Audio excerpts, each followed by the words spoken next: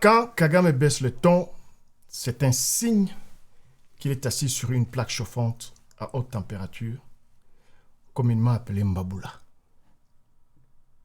Est-ce que le président Félix Tshisekedi vient de vaincre, de terrasser la bête immonde? Kagame aura bien du mal à s'en remettre. Il est sous le choc. J'ai écouté son discours lors du dîner avec les diplomates. Il ne va pas bien du tout. Quand vous le regardez parler, vous le voyez. Vous le sentez. Vous sentez que il ne va pas bien du tout. Techniquement parlant, Paul Kagame vient de sombrer dans un profond coma. Un profond coma politique. Il lui faudra une intervention divine ou médicale sérieuse pour le sortir de cet état. Je suis sérieux quand je le dis. J'observe la personne depuis bientôt 30 ans. Lui qui a l'habitude d'envoyer les gens en enfer, je crains qu'il y soit déjà. Il est en train de vivre l'enfer des autres. La terre tourne. Et nous sommes tous sous le soleil. Personne ne fera l'exception. Nous vivons des moments très intéressants. Très, très intéressants. Eh bien, mes chers téléspectateurs, bienvenue sur le Sud Central, la chaîne où nous analysons les réalités politiques, stratégiques et géopolitiques. Les analyses qui façonnent l'Afrique centrale et la région des Grands Lacs en particulier. Aujourd'hui, nous examinons une question cruciale. Vous savez, souvent dans mes émissions, j'analyse quelques questions. On se pose des questions. Une des questions que je me pose aujourd'hui, est-ce que l'équilibre des forces est en train de basculer dans le conflit qui ravage l'Est de la République démocratique du Congo? Ces dernières semaines, trois événements majeurs ont bouleversé le conflit. Le premier événement, c'est des sanctions contre l'armée rwandaise et ses officiers supérieurs.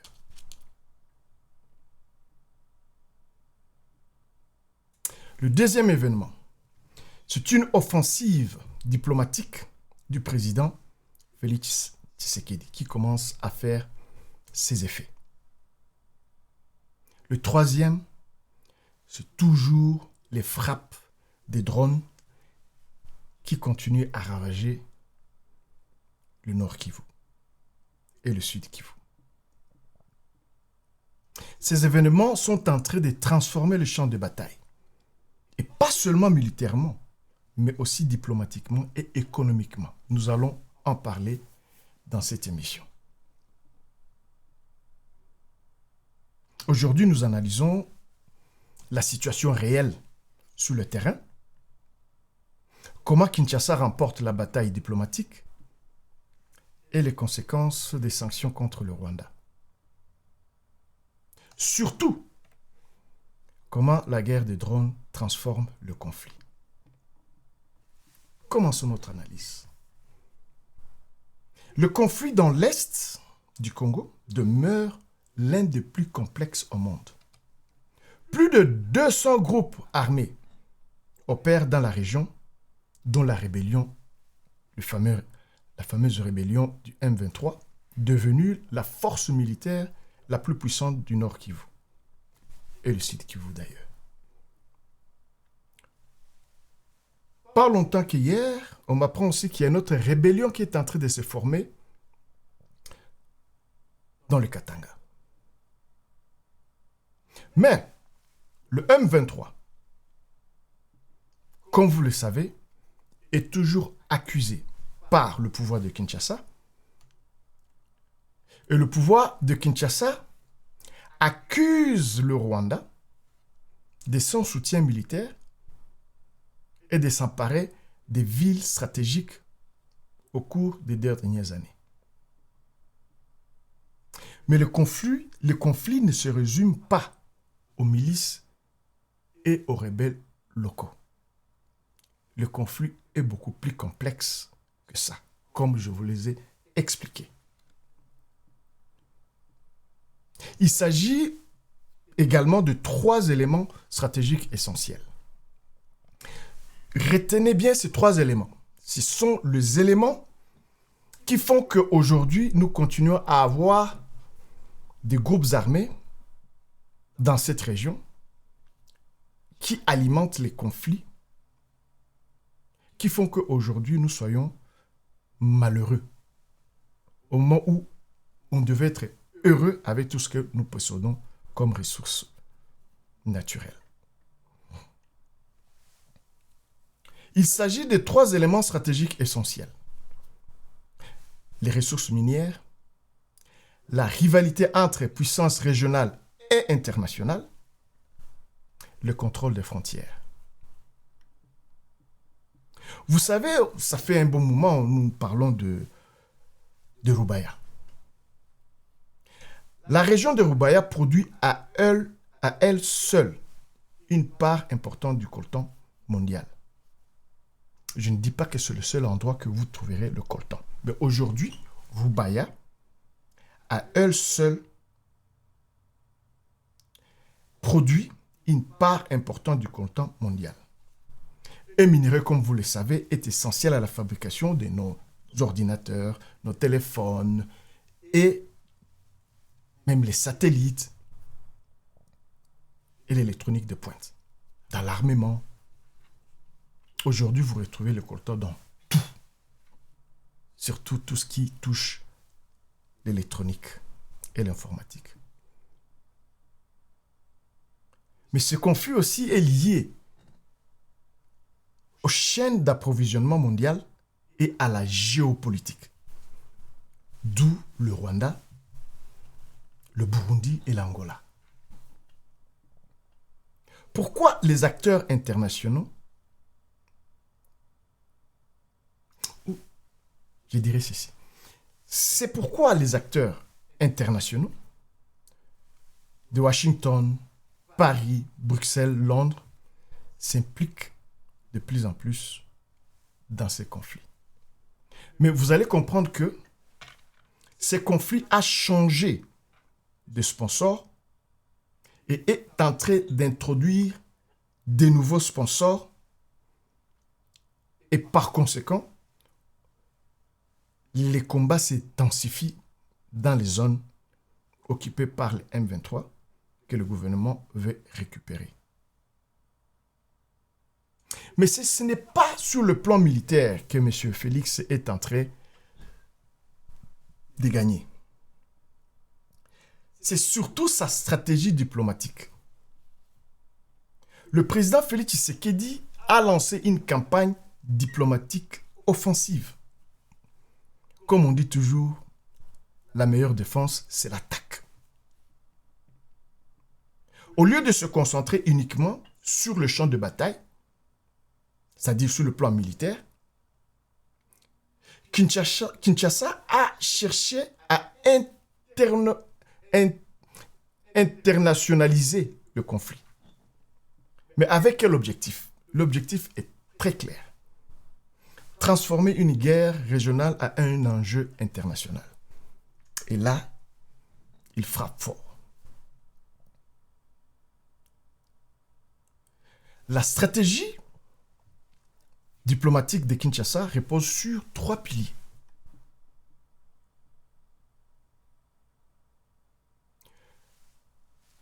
Premier pilier, présenter le Rwanda comme un agresseur extérieur. Le gouvernement de Kinshasa a bien présenté devant les organisations internationales que les forces de défense rwandaises soutiennent directement la rébellion du M23, jusqu'à ce que le gouvernement rwandais lui-même le confirme. Bien sûr, tout ça a été appuyé par les rapports internationaux. Donc nous savons qu'il y a des rapports qui existent, qui démontrent que le Rwanda est le soutien numéro 1 du M23. Mais ce soutien, comme je les ai expliqué dans mes émissions précédentes, c'est un soutien des circonstances. Donc, ce discours a progressivement gagné du terrain dans les capitales occidentales. Deuxième pilier, mobilisation des sanctions internationales. Depuis mars de cette année 2026, les États-Unis ont imposé des sanctions à l'armée rwandaise et à ses hauts commandants. Je l'ai dit tout au début. Ces mesures ciblent les forces de défense rwandaises, plusieurs officiers supérieurs. Washington les accuse de soutenir les opérations du M23 et de déstabiliser l'Est du Congo. Mais quel est le contenu de ces sanctions? Donc, les sanctions comprennent 1. Le gel des avoirs de ces officiers et même de l'armée rwandaise, des restrictions financières. Donc, il y a certaines transactions financières qu'ils ne pourront plus faire. C'est qui va les limiter dans certaines opérations qui sont en train de mener dans l'Est de la RDC et dans l'Ouest du Rwanda. Et le troisième, c'est l'interdiction des visas. Ces personnes ne pourront plus voyager ou venir aux États-Unis. Et vous savez qu'il y a certains d'entre eux qui ont des familles, qui ont des amis, qui aimeraient bien venir visiter ou qui ont même des médecins. Mais le coup dur pour Paul Kagame, c'est que quand on sanctionne une armée, ça veut dire que on touche même la personne qui dirige cette armée, c'est-à-dire le pouvoir suprême.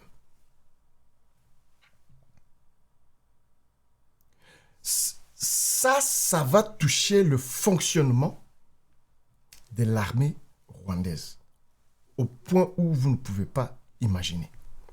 C'est un coup dur pour le Rwanda. Est-ce que si on peut dire que Félix est en train de devenir un maestro? Le temps nous le prouvera. Mais cela marque un tournant important dans les relations franco-rwandaises, stables depuis près de 30 ans. Mais pour Kinshasa, il s'agit d'une victoire diplomatique majeure. Troisième pilier, création des alliances économiques. Ça, c'est un sujet qui demande qu'on puisse juste avoir une émission qui se focalise sur ces nouvelles alliances qui se font aujourd'hui en RDC.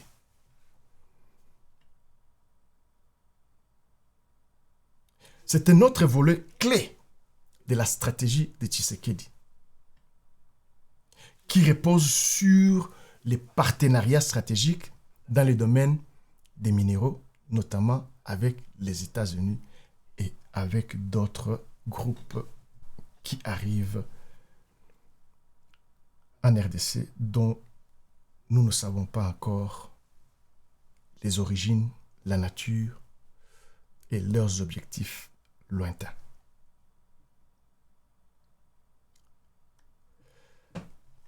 Quant à Washington, Washington cherche à sécuriser son accès aux chaînes d'approvisionnement en cuivre et en cobalt en RDC. Ici, je voudrais vous faire part de quelque chose. Longtemps, l'Occident a abandonné le secteur minier. Il a laissé ça à la Chine et à l'Inde. Ce sont les deux pays qui ont pris ceux qui vivent en Europe savent très bien que les mines de charbon et les sidérurgies, beaucoup d'entre elles ont fermé. Et les Indiens les ont rachetées et les Chinois. Mais ça n'a pas arrangé l'Occident, qui aujourd'hui se retrouve démuni de toute industrie lourde pour transformer les matières premières dont ils ont besoin aujourd'hui pour booster leur économie et rester à la pointe de la technologie. Il y a au moins un retard de 20 à 25 ans à rattraper. Ça, c'est un problème pour les États-Unis et l'Europe. Et je crains que ce retard, ils n'arrivent jamais à le rattraper. Bien sûr, on ne peut pas dire jamais. On verra. Le temps nous le dira. Mais aujourd'hui, la Chine et l'Inde ont une avance d'au moins 20 à 25 ans. Il faudra 15 ans déjà pour que les États-Unis et l'Europe puissent déjà mettre les structures capables de peser par rapport aux industries indiennes et chinoises. Mais le président Félix, en liant la sécurité et coopération économique, il tente de faire du Congo un acteur géopolitique crucial. Ça, c'est très important. Là, il vient de comprendre que je dois arracher le beefsteak, cette force qu'avait le Rwanda. Je vais la transférer, il va la transférer en RDC. Oui, aujourd'hui, le Rwanda se retrouve démuni.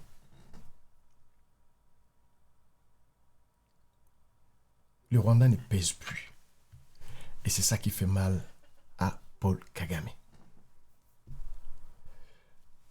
À la fin de notre émission, comme d'habitude, nous aurons notre partie où nous allons avoir notre solo en lingala, où nous allons développer surtout les contenus et le body language de Paul Kagame lors de son discours ou à la réception des diplomates qui a eu lieu il y a 2 jours à Kigali. Mais parlons d'abord des conséquences des sanctions qui frappent aujourd'hui le Rwanda. Les sanctions contre le Rwanda pourraient entraîner plusieurs conséquences. Première conséquence, isolement diplomatique. Les sanctions peuvent envoyer un message fort. Le soutien au M23 n'est plus toléré à l'échelle internationale. Kinshasa exhorte également l'Union européenne à suivre l'exemple de Washington DC. Imaginez-vous si l'Union européenne et Washington DC se mettent ensemble pour sanctionner Kigali. Si cela se produit, le Rwanda pourrait subir une pression internationale accrue.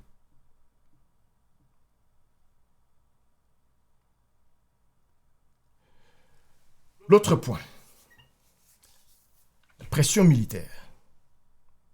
Les sanctions peuvent restreindre, beaucoup même, par exemple à l'achat des armes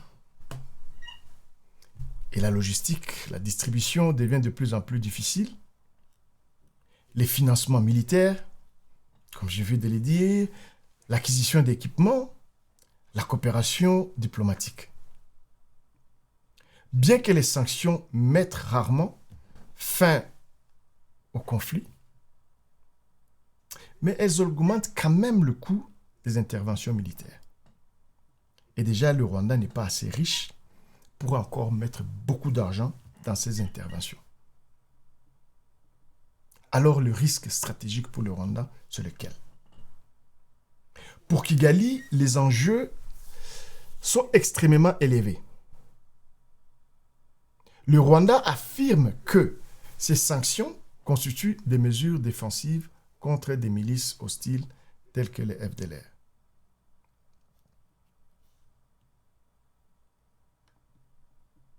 Ces discours reflètent les préoccupations sécuritaires de longue date du Rwanda, le long de sa frontière ouest avec la RDC.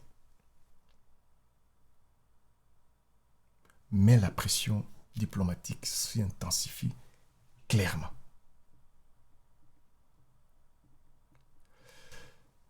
Vous comprenez que le Rwanda se trouve dans une situation très difficile. En plus des frappes de drones que la région du Nord et du Sud Kivu est en train de subir, vous additionnez les sanctions et le combat politique que le Rwanda est en train de perdre. Vous comprenez que, psychologiquement parlant, le Rwanda est atteint.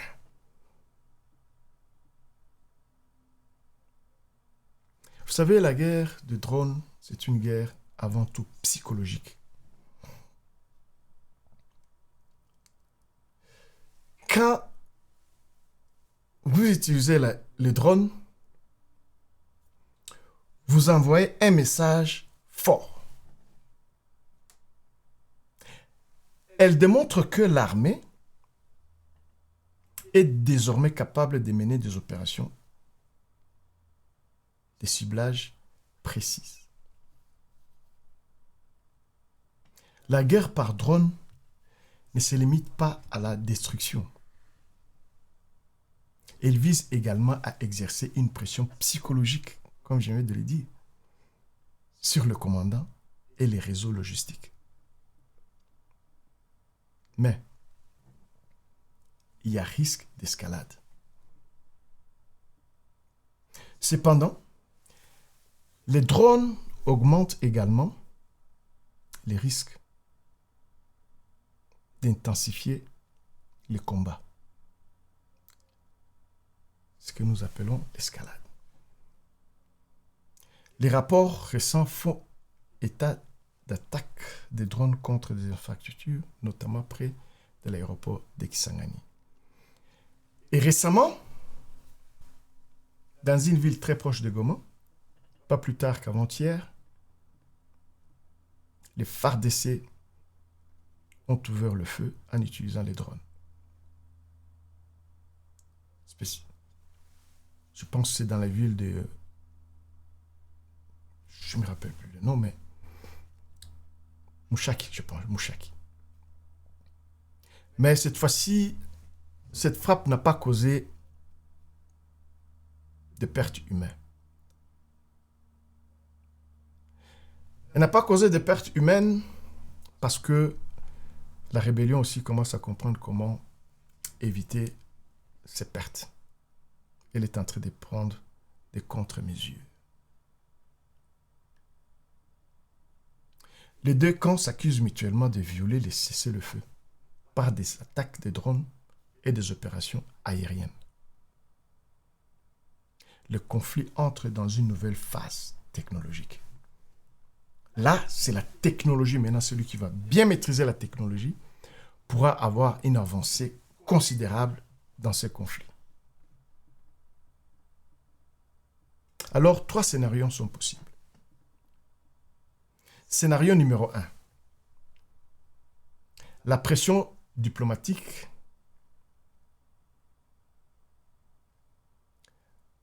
va favoriser la désescalade.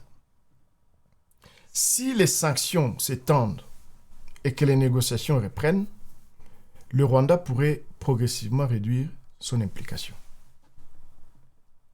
Cela pourrait réouvrir la voie des négociations au niveau régional. Deuxième scénario, escalade de la guerre par procuration.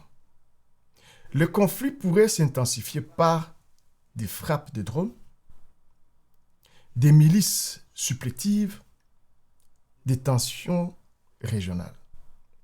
Tout à l'heure, je vous ai dit qu'il y a de nouveaux acteurs économiques qui entrent en jeu. Depuis la signature de Washington DC le 5 décembre 2025,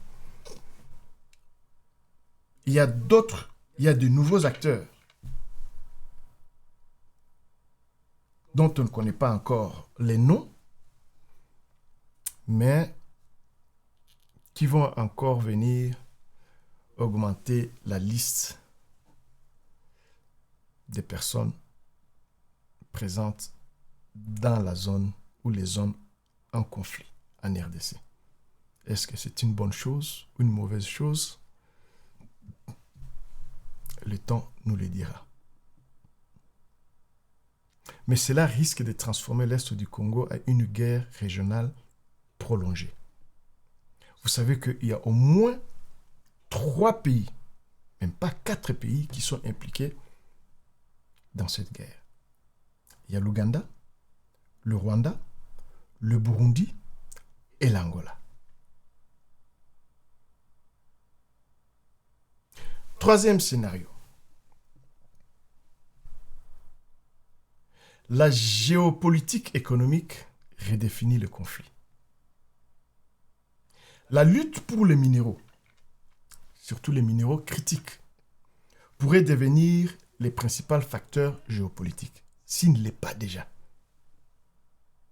Les puissances mondiales pourraient intervenir de plus en plus pour sécuriser les chaînes d'approvisionnement, d'où la présence de ces nouveaux acteurs dont je vous parle.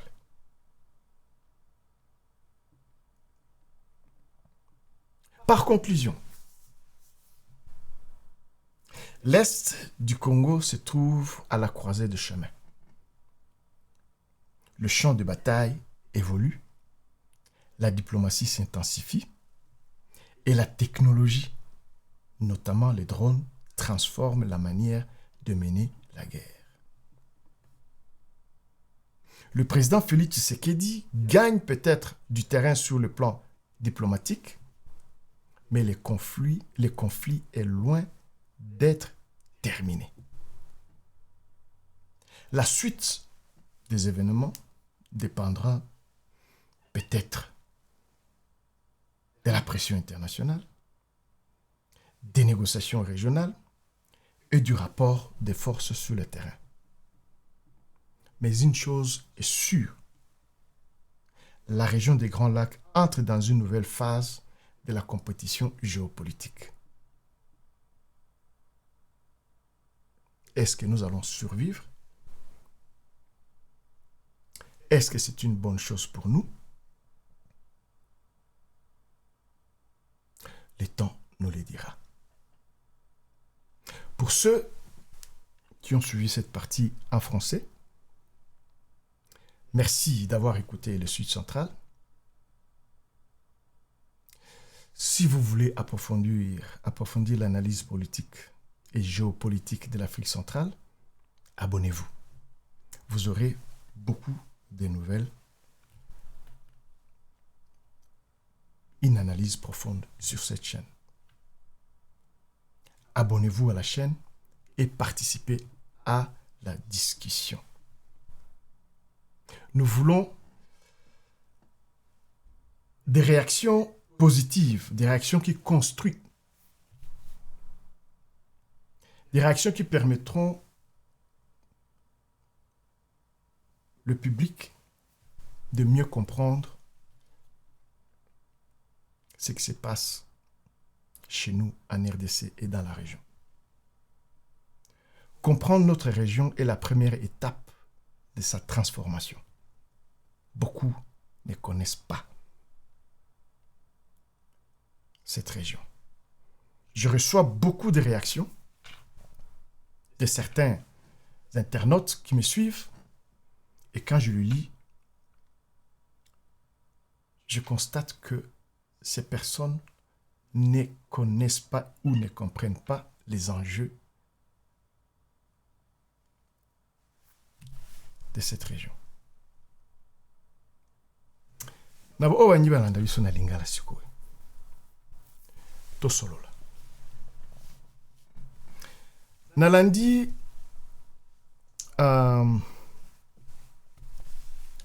discours ya président Paul Kagame. Ayambi ba diplomate. Pana yekuna na Kigali.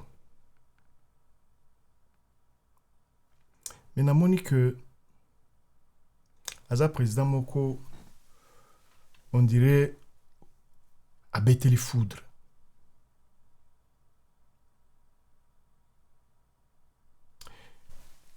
Il est dans une situation désespérée. Même pour lire son texte,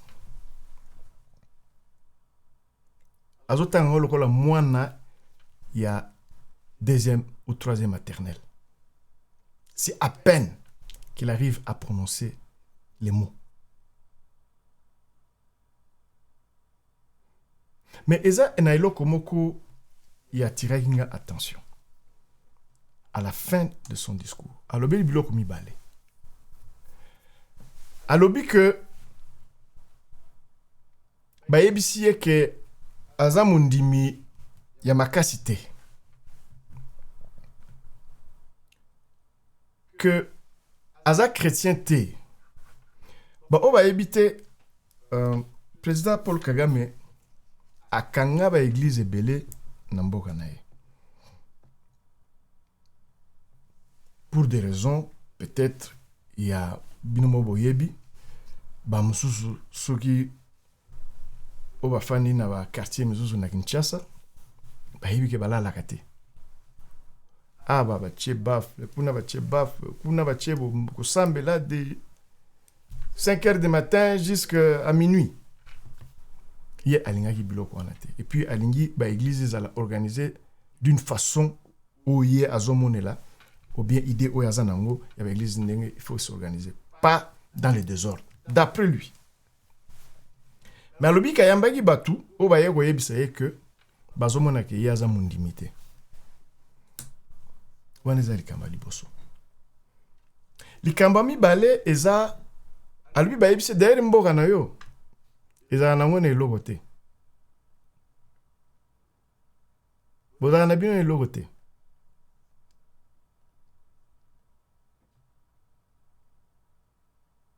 Donc, c'est comme si Azako découvrir les lots, la nature et abato azala hanabango. Bande Bobalandi. Mutu moko te akosala exception. Ezala na Kinshasa, ezala na Kigali, ezala na Kampala, ezala na Burundi, ezala na Angola. Personne ne fera l'exception. Et si ton moni ba chef d'État est belé, na région na biswana, et puis si ton moni nenge ba longwe na pouvoir. Bozo na maramba ba sanction oyo. Bon, et belé to sepeli to lobi bon, Rwanda ba pesi bango ba sanction. Ba militaire na bango ba reçu voyager te. Armée na bango eko sumba susu mindugi te.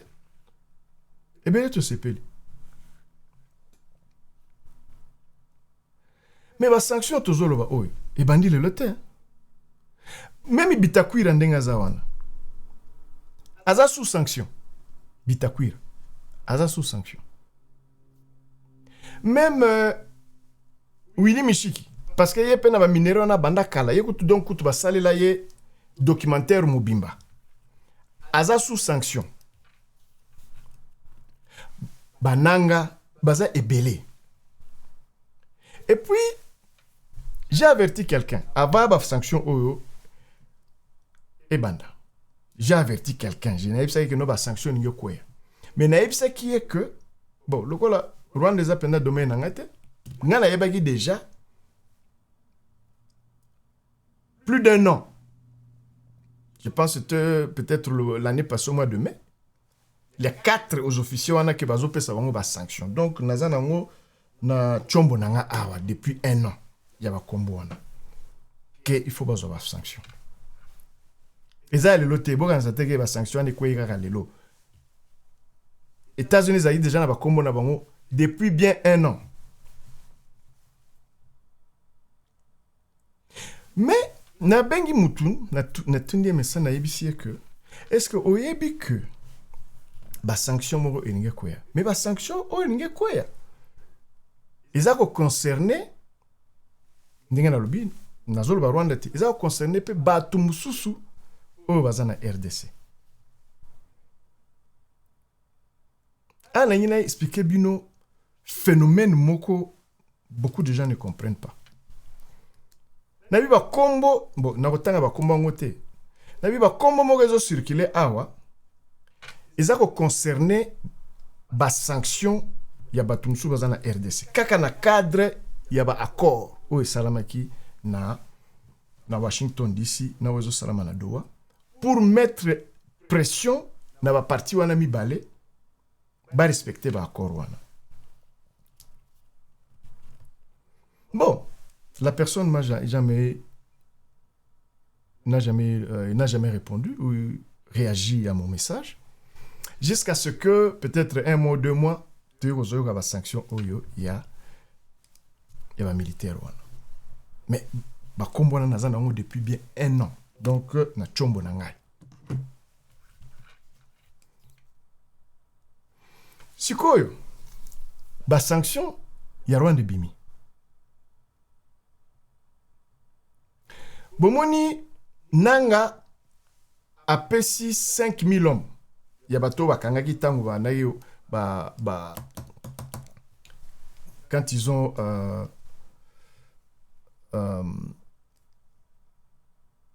récupéré Goma, bananga bapesaki ba condition na bato na balobi o balingi bakota na M23 balakisa musapi o balingi ko lakisa musapi ke bakota na M23 bakotaki na M23. Et je suppose aussi que bango moko pe basala un background check ya mutu nyonso, ils ont eu le temps ya kosala background check à chaque soldat. Et puis balobi 5000 oyo il faut bazonga na Kinshasa.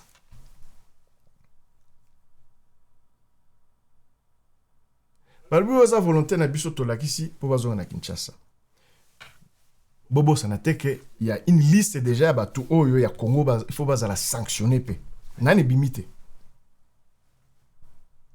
Nani bimite. O ba nyeba yeba liste batouana parce que je n'ai pas le droit de le publier. Batinela un message dans le privé. Na numéro oyo eza a.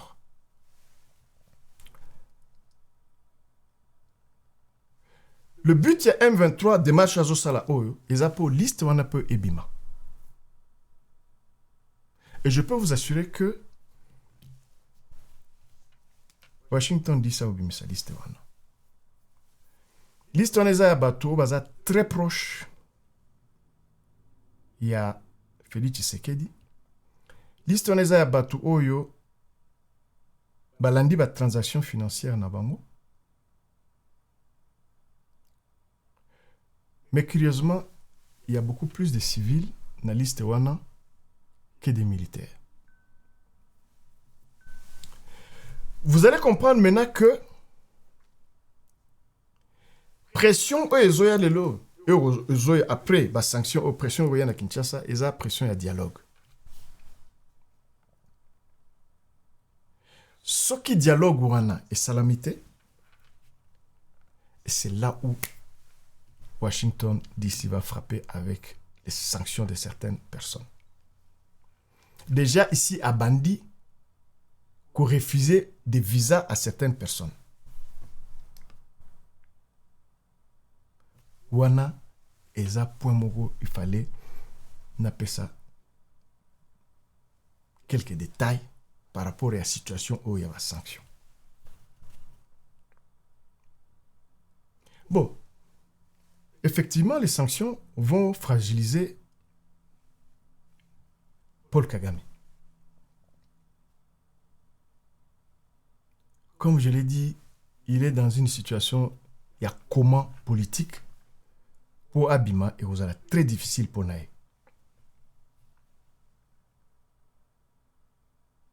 Bon, maintenant, qui vont être sanctionnés na Kinshasa? Tokolobela ngona émission au Irolanda, mais ba o balingi ba yeba batinelanga message na WhatsApp na numéro oyo.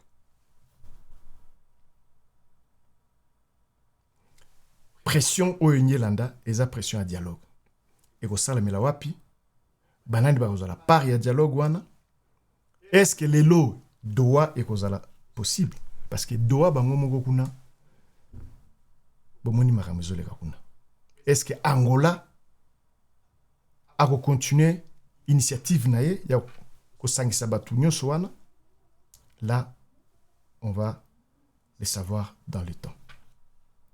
Continuez, abonnez-vous, likez et merci beaucoup d'être fidèle à notre chaîne Le Sud Central. À très bientôt.